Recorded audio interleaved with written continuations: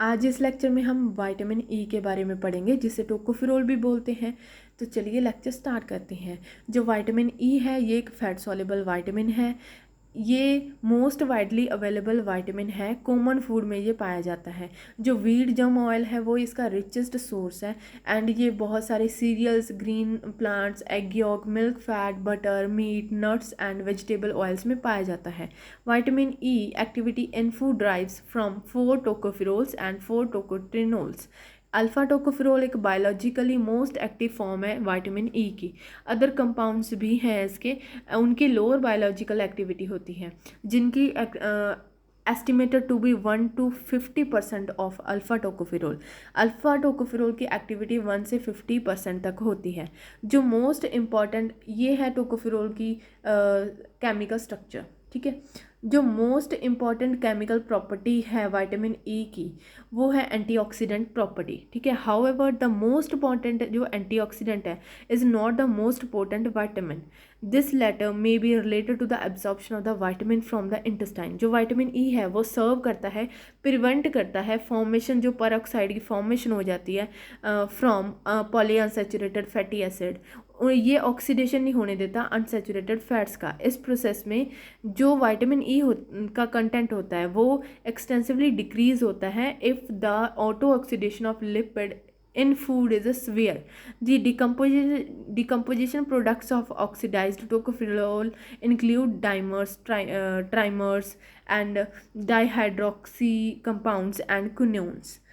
Functions क्या हैं vitamin E के? जो विटामिन ई है वो असेंशियल न्यूट्रिएंट है हायर एनिमल्स में इंक्लूडिंग मैन। इसका फंक्शन होता है मॉलिक्यूलर लेवल पे in the biological process of the body, जो कि फुल्ली तरह से पता नहीं है।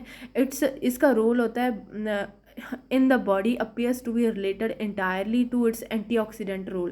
तो ये एज अ एंटीऑक्सीडेंट बॉडी में वर्क करता है। ये प्रिवेंट करता है परऑक्सीडाइज की फॉर्मेशन को होने से। जो विटामिन ई होता है वो प्रोटेक्ट करता है सेल मेम्ब्रेन को कि उनमें डिटॉर्शन ना हो, जो कि परऑक्सीडाइज करेंगे एंड फ्री रेडिकल्स करेंगे जो कि फैट से फॉर्म होंगे। तो ये परऑक्सीडेज एंड फ्री रेडिकल्स को फॉर्म ही नहीं होने देता, उनकी जो एक्टिविटी है उनको प्रिवेंट करता है, ठीक है।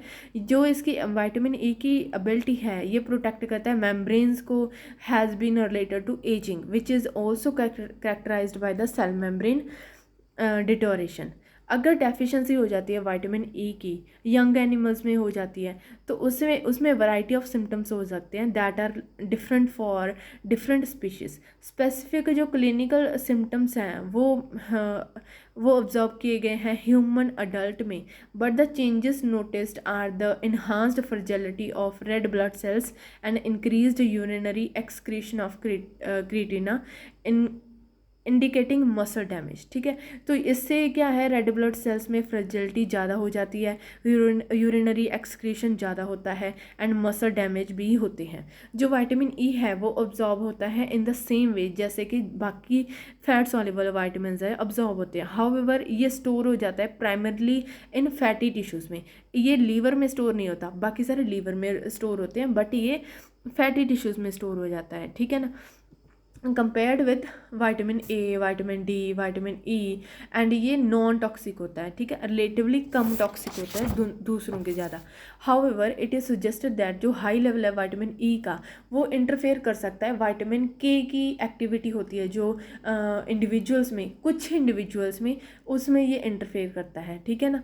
जो विटामिन ई है वो एक्टिविटी है जो फूड में मे बी कंसिडरेबली रिड्यूस हो जाती है प्रोसेसिंग के दौरान, स्टोरेज एंड पैकेजिंग के दौरान 80% एंड उससे भी ज़्यादा जो एक्टिविटी है विटामिन ई की वो लॉस्ट हो जाती है जब होल व्हीट को कन्वर्ट कर दिया जाता है वाइट ब्रेड में, ठीक है। जो डिहाइड्रेटेड फूड होते हैं वो पर्टिकुलरली ससेप्टेबल होते हैं चेंजेस के, जिसकी वजह से डिक्रीज हो जाता है विटामिन ई की activity because of their propensity to undergo oxidation. जो फ्रीजिंग है वेजिटेबल्स की, उसकी वजह से डिस्ट्रक्शन होती है विटामिन ई की, ठीक है। अकॉर्डिंग टू द ओरिजिनल जो इंटरनेशनल स्टैंडर्ड्स हैं, 1 IU of vitamin E is the activity of 1 mg of alpha tocopherol acetate, ठीक है। जो रिकमेंडेशन डेली अलाउंस है विटामिन ई की इन्फेंट्स के लिए वो 3 to 4 mg tocopherol equivalent for children and adolescent, 10 mg TE for adolescent mails and females के लिए 7 to 13 mg चाहिए होती है टोकोफिरोल की, ठीक है। And during lactation and pregnancy and additional 2 से लेके 3 mg है जो उस वुमेन को प्रोवाइड की जाती है। This is all about the tocopherol.